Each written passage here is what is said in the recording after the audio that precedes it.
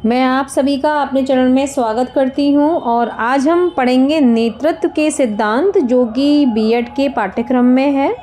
और जो बच्चे बीएड थर्ड सेमेस्टर के स्टूडेंट जो अपने बीएड को कर रहे हैं, उनके लिए ये थ्योरी काफ़ी हेल्पफुल रहेंगी, जैसा कि मेरा मानना है।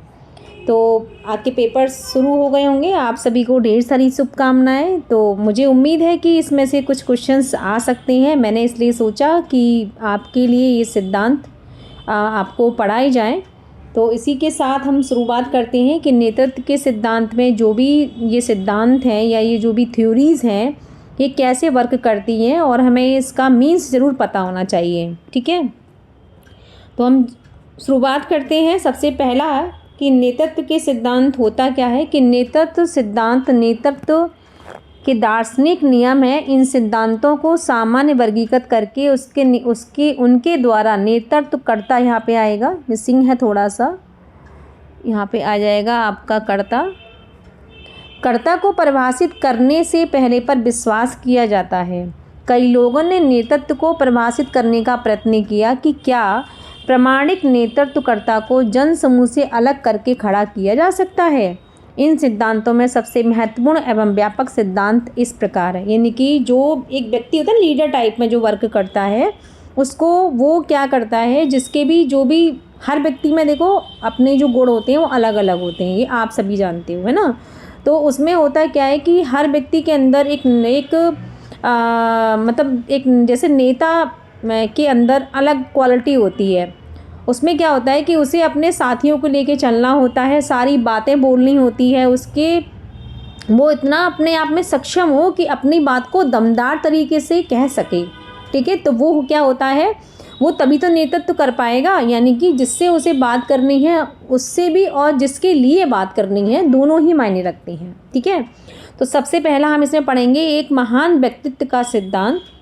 तो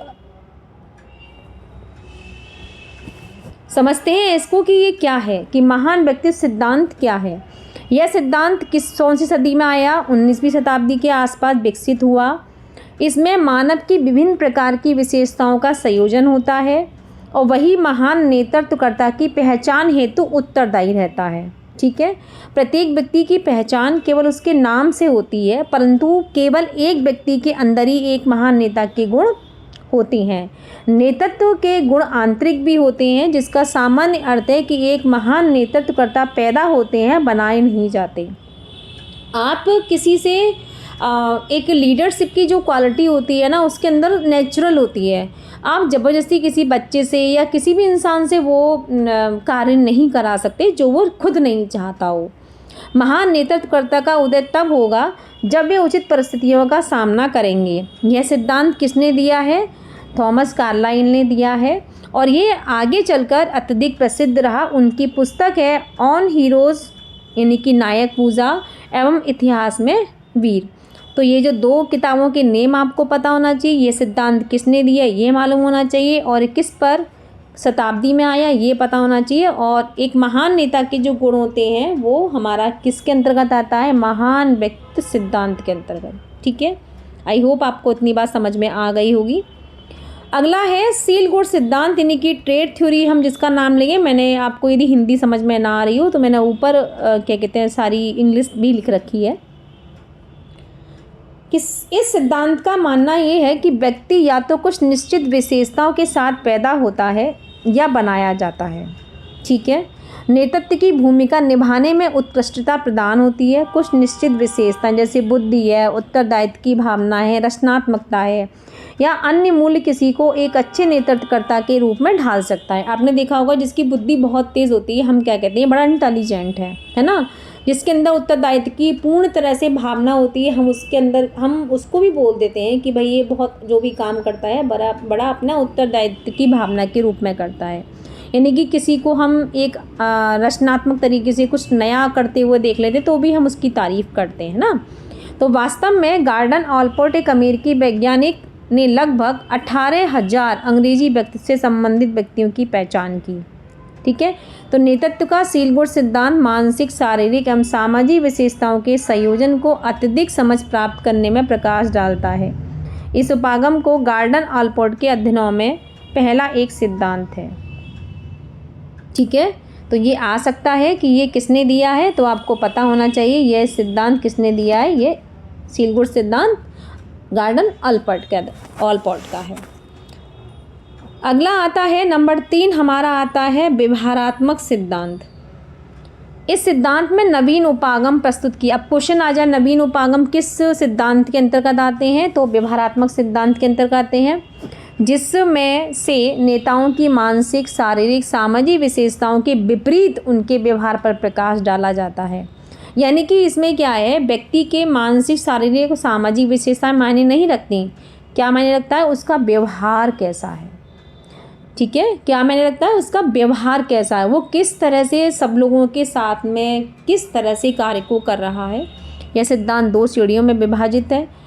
पहले वह जो कार्य के साथ संबंध है, यानी कि जो कार्य उसे दिया गया। दूसरा वह जो व्यक्तियों के साथ संबंध है। व्यवहारात्मक नेतृत्व सिद्धांत व्यक्ति को जन्मजात नेतृत्वकर्ता न मानकर उसके व्यवहारिक गुणों को अधिक महत्व प्रदान करता है। आकस्मिकता सिद्धांत। यह सिद्धांत का तर्क है कि वृद्धि का कोई एक तरीका नहीं है, प्रत्येक शैली कुछ स्थितियों पर आधारित होनी चाहिए। सूचित करें कि कुछ लोग कुछ स्थानों को उच्चतम स्तर पर प्रदर्शन करते हैं और वही लोग कुछ स्थानों पर निम्नतम। जैसे मानो कि एक आपको कोई कार्य दिया गया, आपको प्रचार करने को बोला गया, तो कुछ स्थानों पर तो आप जहाँ अच्छी अच्छी जगह होंगी, जहाँ आपको लगेगा पब्लिक ज़्यादा है या ये काफ़ी हाई फाई एरिया है, तो आप क्या करोगे, वहाँ पर अच्छे ढंग से उस कार्य को प्रदर्शन करने की कोशिश करोगे। लेकिन यदि आप किसी गरीब गुरबे मोहल्ले में चले जाओगे तो आप क्या करोगे, हो सकता है आप उस एंगल से वर्क ना करो, निम्न उन्हीं के एंगल के तरीके से, यानी कि गरीब स्तर के लोगों के हिसाब से उस आप प्रदर्शन करेंगे। तो यह एक निश्चित सीमा तक नेतृत्व सिद्धांत, सीलगुण सिद्धांतों का विस्तार है। इस अर्थ में मानव के सीलगुण परिस्थिति से संबंधित होते हैं, जिसमें नेतृत्वकर्ता नेतृत्व का अभ्यास करता है। अगला इसमें है 2 सिद्धांत और रह गए हैं कि विनयात्मक नेतृत्व सिद्धांत, यानी कि यह सिद्धांत नेतृत्वकर्ता और अनुयायियों के मध्य किए गए वितरण का वर्णन करता है। यानी कि नेतृत्वकर्ता, यानी कि जो व्यक्ति को नेतृत्व कर रहा है और अनुयायी, यानी कि जो लोग उसके साथ हैं। इस सिद्धांत में सकारात्मक एवं पारस्परिक रूप से लाभप्रद संबंध को महत्व प्रदान करना। इस सिद्धांत में प्रभावित होने के लिए परिणाम के रूप में प्रेरक मूल्य के लिए नेतृत्वकर्ता को चाहिए कि वह पर्याप्त रूप से पुरस्कार को श्रेणीबद्ध करने के साधन अपनाए। यह सिद्धांत सामान्य स्तर पर सुखद अनुभव को बढ़ाने और दुखद अनुभव को कम करने की दशा है। ठीक है, क्या है इसमें, क्या करना है, इसमें 2 चीज़ें हमें ध्यान रखनी है, सकारात्मक और पारस्परिक, लाभप्रद संबंध, प्रेरक मूल्य के लिए नेतृत्वकर्ता। यानी कि जब हम किसी को करेंगे तो हम क्या करेंगे, हम किसी को प्रेरणा कैसे देंगे। हमने किसी व्यक्ति से कोई कार्य करवाया, हम उसे प्रेरित, उसने काम अच्छा किया, तो हमारा फ़र्ज़ बनता है, नेतृत्वकर्ता का फ़र्ज़ बनता है कि वो पुरस्कार को दे, पुरस्कार का साधन अपनाए। ठीक है, तो जब उसे पुरस्कार मिलेगा तो उसे सुखद अनुभव होगा, नहीं होगा ना, को बढ़ाने और दुखद अनुभव को कम करने की दशा। यानी कि सुख, उसे पुरस्कार मिल गया तो वो बहुत ज़्यादा खुश हो जाता है और फिर वो आगे और भी अच्छा वर्क करने की कोशिश करता है। लेकिन इससे पहले उसके मन में कुछ ना कुछ चीज़ें चलती रहती हैं। ठीक है, अगली बात आती है कि परिवर्तनकारी सिद्धांत। यह एक ऐसी प्रक्रिया है जिसमें एक व्यक्ति अन्य व्यक्तियों से संपर्क करता है, दृढ़ संबंध बनाने में सक्षम होता है। इसके अंतर्गत नेतृत्वकर्ता एवं अनुयायी दोनों ही आंतरिक और बाहरी रूप से प्रेरणा की वृद्धि करते हैं। नेतृत्वकर्ता अपनी प्रेरणादायक प्रकृति एवं व्यक्तित्व के माध्यम से अपने में परिवर्तन करते हैं। नियम और तथा अधिनियम लचीले होने चाहिए तथा समूह मानदंडों को द्वारा निर्देशित होते हैं। यह गुण अनुयायियों के प्रति अपनेपन की भावना प्रदान करता है। बहुत सिंपल है, इसमें कुछ नहीं है, बहुत आसान है। बस इतनी सी बात आपको समझनी है कि यदि मानो कोई व्यक्ति है और ये नेतृत्व करता है तो वो क्या करेगा, यदि वो मतलब अच्छे से उनको डील करेगा।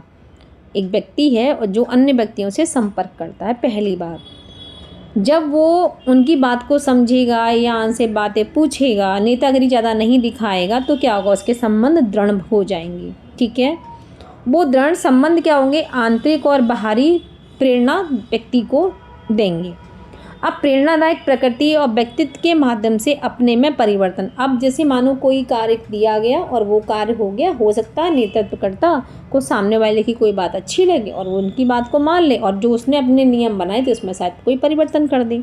ठीक है, परिवर्तन कब होगा, जब नियम जो है लचीले और होंगे। ठीक है, तो ये गुण जो है अनुयायियों के प्रति अपनेपन की भावना, यानी कि इस तरह का जो गुण होता है नेतृत्वकर्ता के अंदर, वो क्या करता है, अपनेपन की भावना को प्रदर्शित करता है।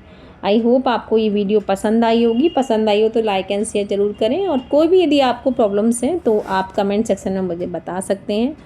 All the best, thank you.